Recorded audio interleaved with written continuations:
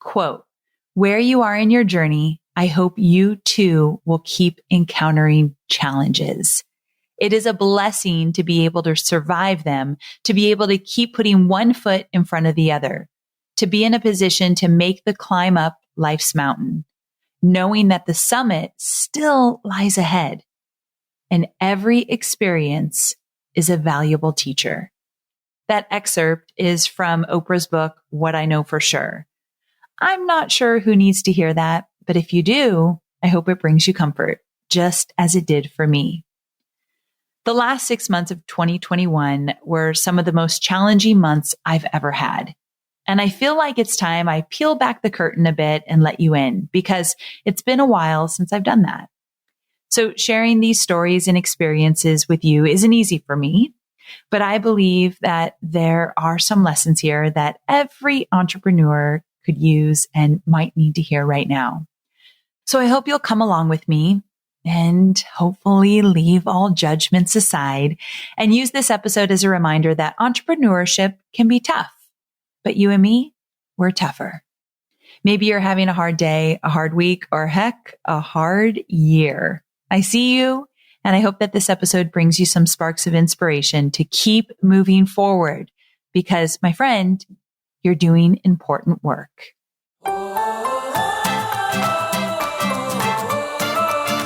I'm Amy Porterfield, and this is Online Marketing Made Easy.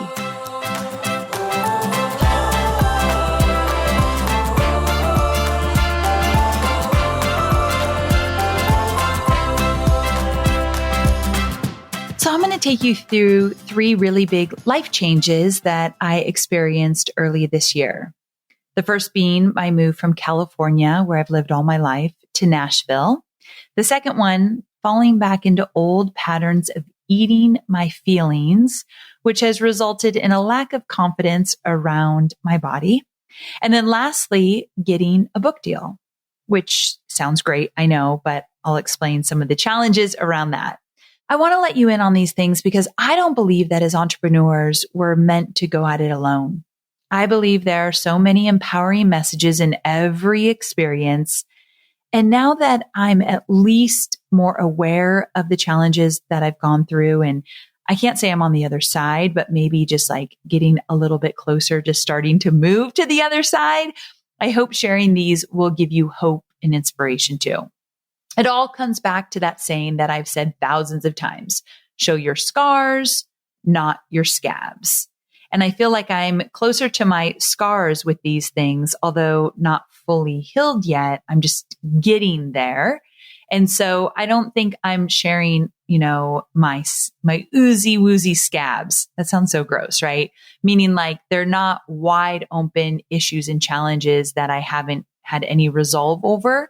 But again, I don't think they're fully healed yet either. So anyway, this is a little glimpse into where I'm at. Usually I don't go this deep into sharing this stuff. I just feel called to do so. And I want to remind you that no matter what you're going through, you'll get to the other side. I know we will. We will. So join me for my stories and some lessons along the way. And most importantly, stick around until the end, because as silly as it might sound, I have a, if you're multitasking, come back to me moment. And I want to make sure that you get the full message, whether you're just starting out in your business a couple years in, maybe doing the side hustle thing, or you're a veteran entrepreneur. Because at the end of the day, we all have more in common than we think. But real quick, can I ask you a favor?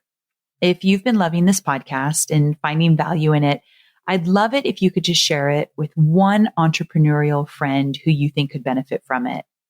Just send them a link, send them a text, say, hey, check out this podcast. You might like it. Post about it on social, whatever you want to do. Send them a DM, because that's the main way you can support Online Marketing Made Easy, is by sharing it with someone who we can help grow their business as well, and maybe support them so they feel a little less lonely on the entrepreneurial journey as they go. So if you could do that, I'd be forever grateful. All right, so let's dive in.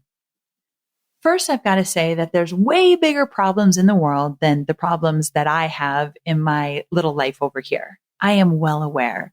I think this episode is more about my mental health and just protecting it and being careful about kind of what comes up for me and sharing that in case anybody else is struggling in those areas as well. So I just wanted to put it out there that I'm well aware I've got a great life and I'm grateful for it. And sometimes I just struggle. And a lot of times I hear people that don't even know me say, "Oh, Amy, your marketing is so polished," or "You come across so polished or professional." And funny enough, I don't know if they mean that as a compliment or not, but I typically take it as not a compliment because I know that, the more gritty and real and vulnerable you are online, people tend to resonate with you more and connect with you more. I mean, I've seen it over and over again. And so I don't necessarily want to be all polished and professional, but many times I'm just being who I am. Like I'm not faking anything. Just when I show up online, if I look polished, that's just how I do things. But it's funny that people use that word because on the other side, I'm sure you can guess, I feel anything but polished or professional. And I've shared with you on my podcast before that I definitely struggle with my mental health at times. I did an episode with Jasmine Starr about depression and anxiety. And I think on that episode, I said something about like, it's been a while since I've had a depression or episode of feeling depressed. Well, hasn't been that long now. Like it definitely reared its ugly head. So let me start from the top. I moved to Tennessee on December 31st, 2020. Talk about closing out 2020 for good, right? I even woke up in a new state on the first morning of 2021. And we're in Nashville. Hobie and I moved here. Now, when we bought this house, we bought it in the fall of 2019. Which is supposedly the most beautiful time in Tennessee. We're talking lush green trees and perfect weather and fall festivals and feeling like I'm living in Southern Living magazine. So there we are 3 months later, Hobie, Scout, and I come trucking into town from California, and it looks nothing like it did when we first bought the house. I'm talking nothing. Everything was dead. There wasn't a leaf on a tree.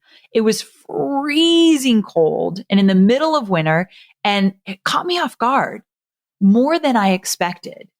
I mean, when we bought the house, the lot across from us was thick and lush with beautiful trees. And honestly, I thought it was a park. Well, now I'm understanding that it was just my neighbor's front yard. And now you could fully see their house and their cars and all the things. It wasn't a park. It was someone's front yard. And on top of that, we had no furniture because we had decided to kind of start new in this house. So we sold a bunch of stuff and put some stuff in storage and came to Nashville with not a lot. So we basically got a house with no furniture and a blow up mattress on the floor because some of our stuff was going to be delivered in like 2 weeks from then. So we rolled into town with basically no furniture, no family close by, freezing temperatures, and just each other. And thank goodness for that. But it just wasn't the warm welcome I thought it would be. And I've really struggled to find my footing. On top of all of this, I was born and raised in Southern California, and I've lived there my entire life. Heck, I even went to school at UC Santa Barbara, which is basically on the beach. So as this move was unfolding, I just instantly felt anxious and like maybe I made the wrong decision. Now, this is very dramatic, and I know I don't even want to talk about it because I feel like you all might just think she is being so silly, but I feel like I could cry right now because it just was so different this move was so different than I thought it would be. And that anxious feeling got like heavier and heavier. Like over the weeks and the months went by, it turned into depression, which started to feel like a constant cloud over my head. Anybody who's dealt with depression, we cannot judge why they're feeling depressed, their life situation or anything like that. Sometimes depression just comes on no matter how great your life is. So anyone has had it, they know what I'm talking about. But for me, depression feels like this black cloud that just follows me everywhere. I've talked about it before in other episodes. And it's been so long since I felt that way. But I would wake up every morning with a racing heart and a racing mind. And because this anxiety has been the worst it's ever been, I started to eat my emotions again, which I've worked really hard to overcome. But all of these mixed emotions caused me to revert back to old behaviors, the behaviors that kind of made me feel safe and like they were comfortable. I know that if I'm feeling anxious or depressed and I eat something, this is embarrassing to even talk about. If I eat something, it just calms me. It's kind of like if you're a smoker, I would guess. I've never smoked, but if you smoke a cigarette, you just feel calm. Well, same thing with food. Or if you're a drinker. So I'm sure there's some people out there that can totally understand. And I have to be transparent that this did affect my work life as well as my personal life. Like, for example, we did a launch in March of 2021, and we welcomed so many amazing new students into Digital Course Academy. So like, if you're one of them, I love you. We had such a good time with you during the 10 weeks. It was really incredible. Like, we loved our class of March 2021. But it was a really hard launch for me because I wasn't in the right headspace. Now, I got through it, but I could just tell my energy was different. And I really had to push to show up in a way that as I always show up. Because I was in it. I wasn't backing out. We were in the launch. I had to do it, but I struggled with that one. And I'm someone who thrives on change. I always say, I actually love change. This was just a little bit of a bigger change than I was prepared for. And after reading some books around moving cross country, I found out that for many, this is what some of the books said that I read, there's a grieving process. And I didn't even know that was a thing. I thought I was being overly dramatic, which some of you might think I am, but I miss so many parts of my old life that I had in California. And the thing is, I have to be careful. And I don't know if you all have ever done this before, but I almost like make California and my life there and the home that I love there and my family's there and friends are there. A lot of my team members are in California. And I probably am making it even rosier than it was. I was ready for a change. I wanted to shake things up. But because this move has felt more unsettling than I thought it would, I probably am shining a brighter light on my life in California than it deserves. Do you know what I mean? Like, we make the old thing seem even better than it was. It's not like I didn't have struggles or mental health issues or challenges in any which way in California. I had them all. But for some reason, it's easy to act as though things were easier then. I don't know. It's the weirdest thing. And I think this is where this whole experience, just having more anxiety and dealing with depression when I haven't had it this bad in a long time, it's helped me to have more compassion and understanding for my students who live with mental illness, whether that be depression or anxiety or panic attacks. It makes me be more compassionate for them because this is a hard thing to get through. Trying to run a business while managing these things is not an easy feat. And I want to acknowledge you and tell you that I see you if this is your situation too, that you deal with this. It's not easy, but I do believe it can be done. I mean, I've seen it done over and over, and I bet you have too. I do believe we can do anything we put our minds to, but that might sometimes mean navigating a rough road. And so I just want to acknowledge that if you're doing both, if you're dealing with depression or anxiety or any mental illness and you're building your business, you deserve to be recognized and acknowledged. I really battled with this for 6 months. And although you could probably hear my voice crack when I talk about this stuff, I really am coming out the other end, which is why I'm ready to talk about it. I don't wake up with a racing heart anymore. And I feel sad, but I'm letting myself grieve California and my old life. And that doesn't mean I don't love Nashville. And let me tell you, one of the best things about Nashville is the people here. I've never met nicer people. And the friends that I have, that I had when I came here that live in Nashville, they've literally embraced me with open arms. So I feel very fortunate. And here's another silver lining. And that is that Hobie and I have never been closer in our relationship. This has been hard for him, probably more so because he's seen me struggle. And when your loved ones see you struggle, they struggle as well. But it's brought us closer, and I'm really grateful for that. And the other part is, as I said, and I get it, my compassion for those entrepreneurs who are doing the best they can to manage their mental health while running their businesses, it runs deep. So a note to, again, all of the entrepreneurs out there that you feel alone or this feels really hard and you're dealing with stuff on top of it, find your community, because I have relied heavily on my friends here and my friends all over the world that I've always been friends with, and they're the first calls I'll make when I'm struggling. So find some other entrepreneurial friends you can lean on, be open with them, drop any judgment of yourself, because we're all in this together. And if you don't have a community, use mine, because you can find a lot of people in my community that will just love you up. So just head to the show notes, and at the bottom, you can click to join a Facebook group that I have, or search on Facebook for other people creating courses in my communities. They will welcome you with open arms. Now, with all this said, I know that one day I'm going to jump on here and say that it feels like home to be in Nashville, but it just doesn't yet. And I'm accepting that a little bit more each day. So thank you for being a part of my journey. And if you've made a big move like I have and you're struggling, just know that your feelings are valid, because I've read a lot of books that say this is normal and you are not alone.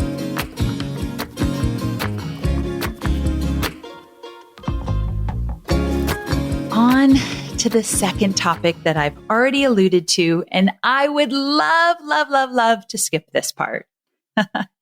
So I've shared with all of you in the past episodes that I'm always been very self-conscious of my weight since I was a little girl, and it's been a long-term struggle. I kind of think it always will be, but maybe that's a limiting belief that's probably holding me back. So I'll examine that one later. But as you probably know, I've done a lot of work around body acceptance and changing my habits so that I can really deal with the thoughts and feelings and emotions that come up instead of just numbing them with food. And speaking about body acceptance, I even did a whole podcast series called Talking Body. I'll link to it in the show notes, where I started to examine some of these big issues that I've always had around accepting myself. And so that was really eye-opening and really good for me to do. And hopefully a lot of people got value from it. But during the 6 months after my move, the 6 months I just talked about, I really struggled with my weight. And I ended up reverting back to my old ways of using food as an escape from my emotions. And it's a daily battle to remind myself that I can survive every emotion. There's no feeling or emotion that is going to kill me. And maybe a few of you felt this like during COVID, but I already started to slip during 2020, like the end of 2020, I started to see the scale go up. And then I added this whole move onto my life experiences. And then it was a whole new level of reverting to old patterns. And it led to a significant amount of weight gain. So meaning I lost about 70 pounds and I have added at least half of that back. I know, it's so embarrassing to even admit. And so my jeans are tight and I don't feel really great about where I'm at. In fact, I go into my closet and most of the clothes I have don't fit. And I'm going to ask that nobody send me diet advice. I beg of you to not slip into my DMs with advice about how to lose weight or working out regimens or anything like that. I think anybody going through this probably knows this, but it's not helpful. I know that those of you who might slip into my DMs with advice, I know your heart's in the right place. It just is really hurtful to me to get all that random advice when I'll be fine. I wouldn't be sharing it now if I wasn't in a better place knowing like what my plan is. But I just ask with all my heart that you don't do that. Okay. So of course I'm disappointed in myself that I went backwards like I did, but I'm still also putting in the work. So I'm still continuing to work with my weight loss coach, Corinne, who's been my coach for years. And she's really funny enough. She's in Tennessee. So I actually get to see her a little bit more. And she is amazing and has been supporting me throughout this. And of course, there's a time that I kind of probably pulled back from her more so than I'd like to admit because I didn't want to deal with it. So, none of that has to do with her. It's all about me, but she stuck with me through this whole thing.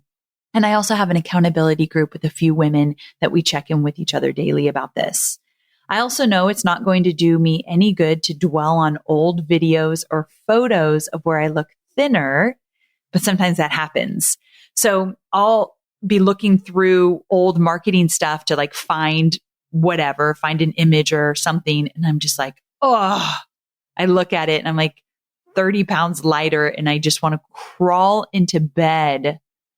Or worse yet, I just want to eat a pint of ice cream or something. You know what I mean? So that part kind of gets me, but I'm not going to dwell there. So when I catch myself, I'm just like 5, 4, 3, 2, 1. Hello, Mel Robbins. I just changed my thought. And I talked a lot in old episodes when I was losing the weight about thoughts create feelings, feelings create actions, and actions create results. So I know that when I have a certain feeling, when I'm down on myself, it all comes from a thought like, you shouldn't have put back this weight. You should have been more disciplined. You should be a better example for your students. And what are people on the podcast going to think of you now? Like all these thoughts that do not serve me, right? So I am focused now on moving forward and becoming even stronger mentally, most importantly, in my ability to deal with thoughts and feelings that come my way so I don't eat through them. So my motto is when I have a feeling that makes me feel really bad and I want to escape it, I have to remind myself, a feeling is not going to kill me. I can feel it. It will vibrate through my body. It will stay with me and then it will pass. And I can choose a different thought that creates a different feeling. Easier said than done, but very, very doable. And I try to remind myself that if my best friend was going through this, a huge move and struggled to deal with emotions through healthy habits and, some of the anxiety and depression, if my best friend was feeling this, I'd say, of course you are. That's gotta be so hard. And I would also say something about loving her and I'm here for her. But funny enough, I don't say that to myself. Can you relate that it just doesn't come up when I'm talking to myself, but I'm more aware of it now and I am starting to talk to myself in that way. So I'm trying to give myself that same level of grace I'd give to a very best friend. So here's what I want you to hear. If you can relate, if you're dealing with reverting to old habits or struggling with feeling confident in any which way, I know so well what that feels like. For me lately, I've been not wanting to do photo shoots or maybe turning down some speaking opportunities because I don't feel comfortable in my skin. But then I remind myself, and I think you should remind yourself of this as well. We need to be seen and we need to be heard. And we need to be an example for those in our audience that might also struggle with the same insecurities that we are struggling with. And that's why I've decided to share this stuff with you today, because maybe you can relate. And maybe you won't feel so alone, because I know when I talk to people about it and they're like, yes, I get it. I instantly feel a little bit better. I think that we need to be the example that we do the hard things anyway. Even though we have all those fears and insecurities, we do it despite those feelings. We do it because we're called to do it. We do it because we have value to add to this world, no matter what the scale says.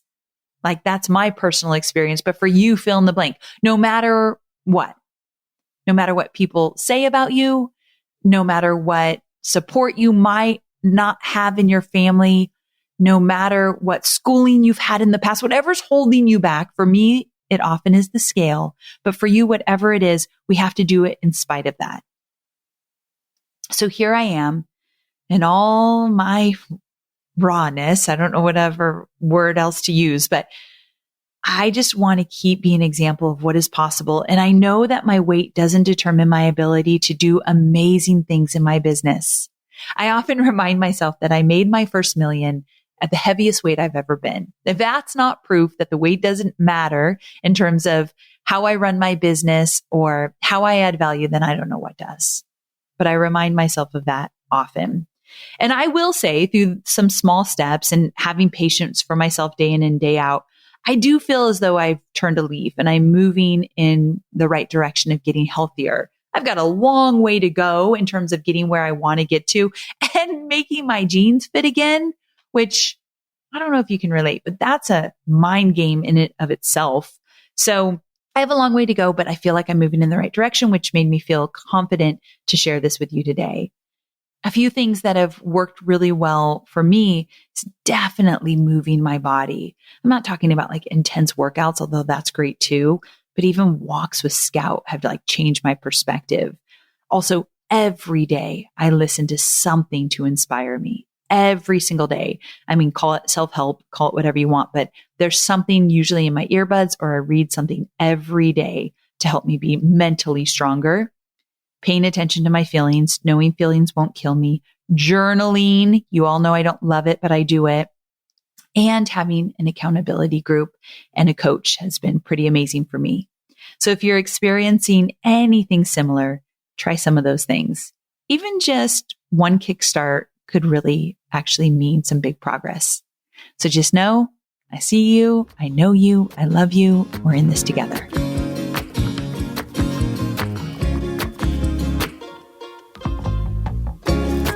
Okay, on to the third thing I told you I was going to talk about.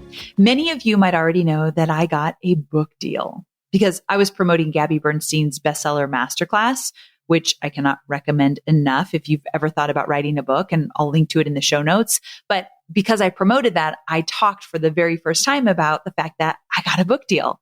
Now, at the time of this recording, I still have not signed a contract. It's kind of a long process. So I'm not talking about who I got the book deal with or anything like that, but I did get a book deal.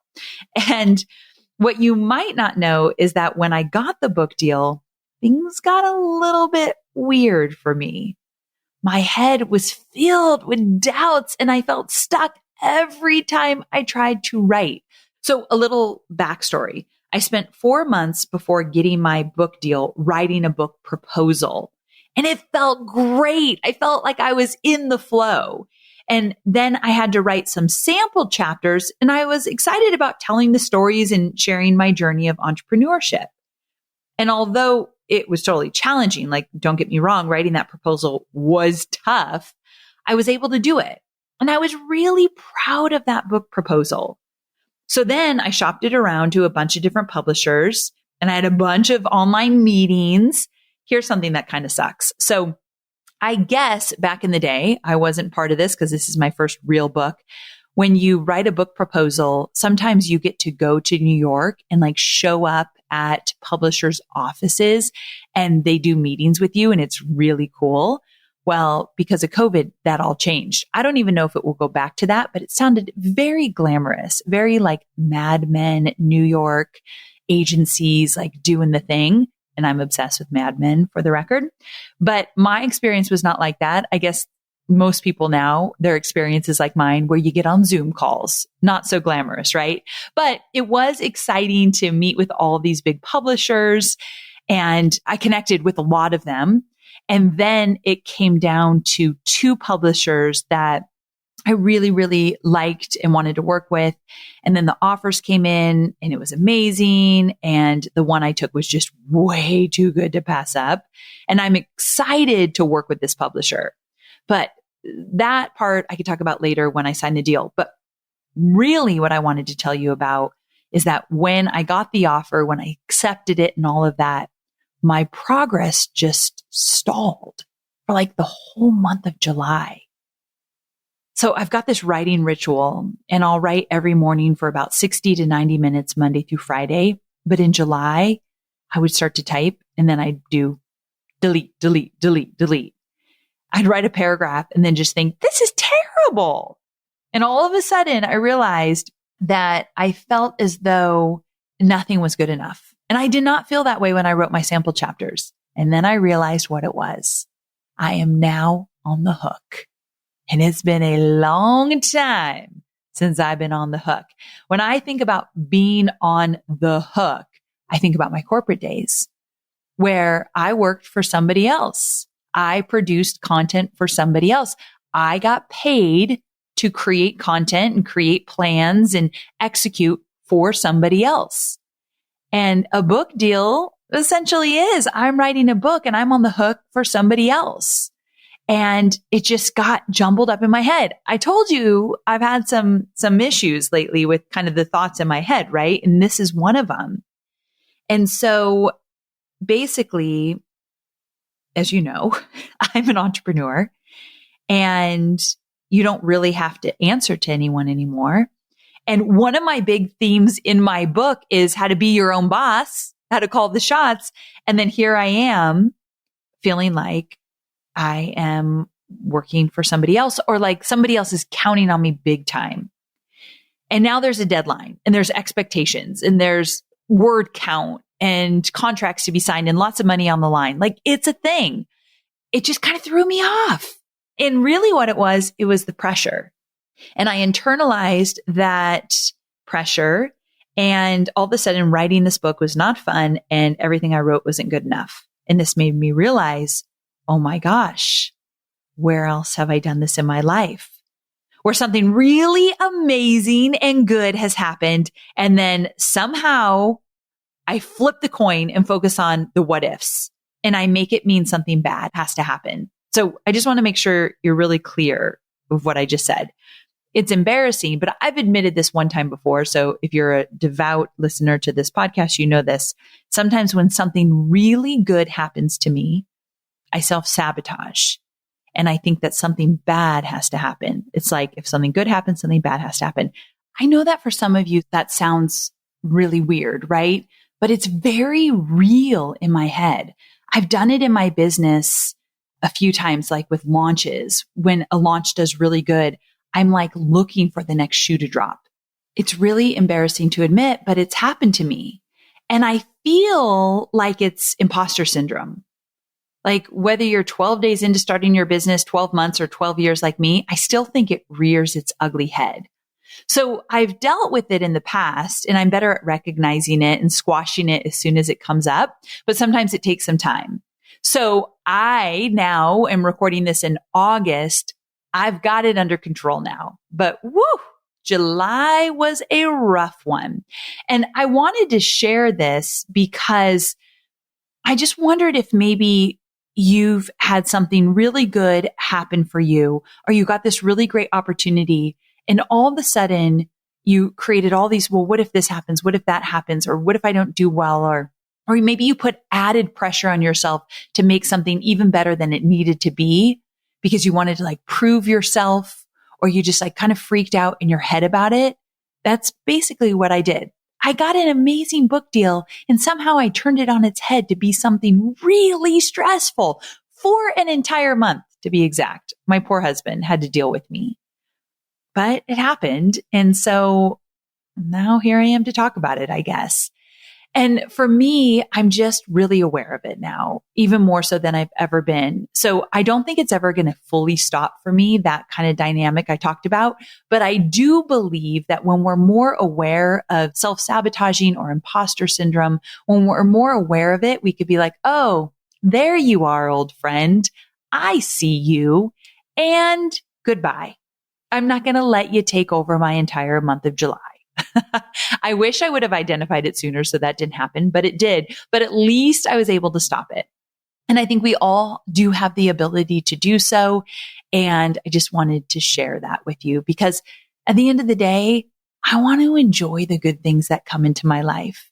I want to feel that I deserve them and I want to just relish in them. And I want to say, of course I got this book deal. I've worked really hard for 12 years to build the business I have. And now I get to teach other people how I've built this business through a book. That's exciting to me. I didn't necessarily do that, but now I'm doing it. I'm celebrating now. So anyway, just wanted to share that with you because it was something kind of funky that came up for me and that I had to overcome over the last 6 months. That was just yet another thing that I struggled with. So if you're multitasking, come back to me. because this next part is so important. This next part is what all of this is about.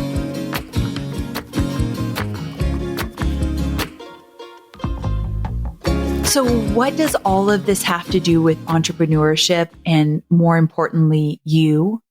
Like, I've shared some little lessons I've learned along the way with all three of these issues, and I wanted to give you some insight that I've learned, but I actually haven't yet shared with you the most important lesson I wanted to share with you today, something I have learned over the last 6 months.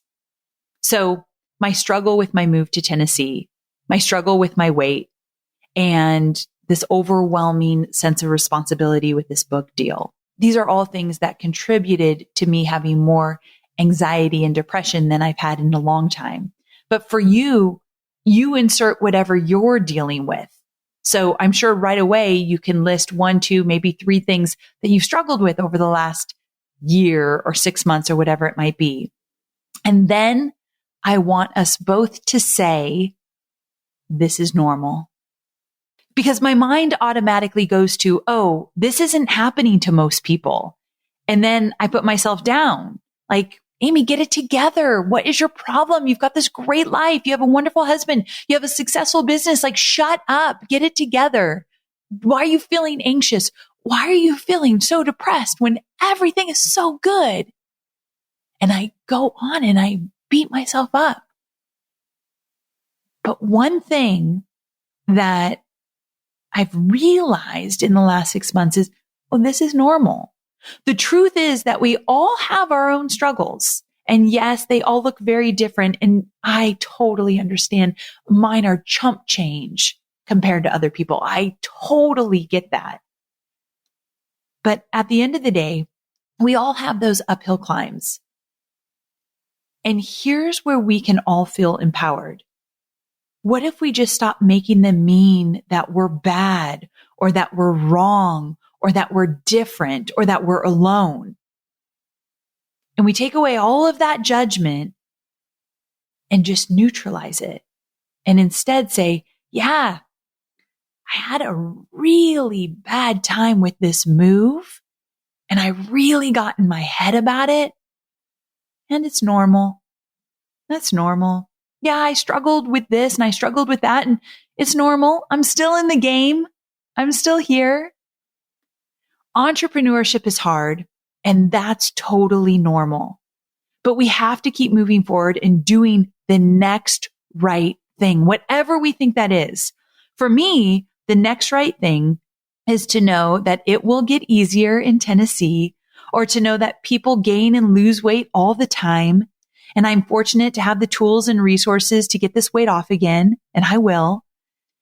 Or the fact that showing up for my morning ritual will just be what it is, and I'm going to keep going. To be totally transparent, I feel emotional even talking about all of this now, because sometimes I don't let myself just be normal.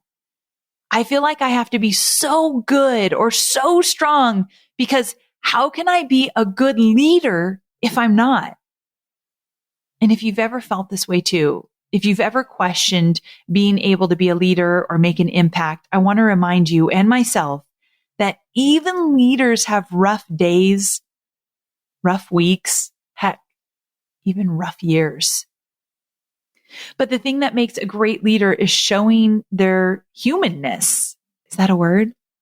So if we just give ourselves a little bit of a break once in a while, put down the judgment, self-judgment, and just do the work, I really do think it would be a whole lot more enjoyable to move through this roller coaster ride called entrepreneurship.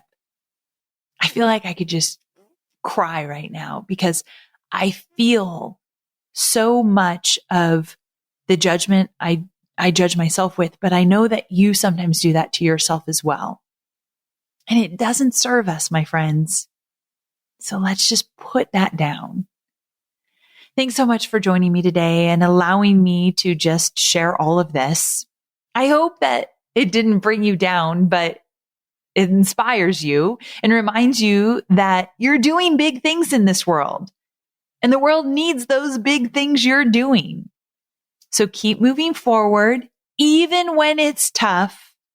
and know that we're all in this together, and it does get easier. My grandma used to always say when I struggled, this too shall pass. This too shall pass. And I do believe her. I'll see you next week. Same time, same place.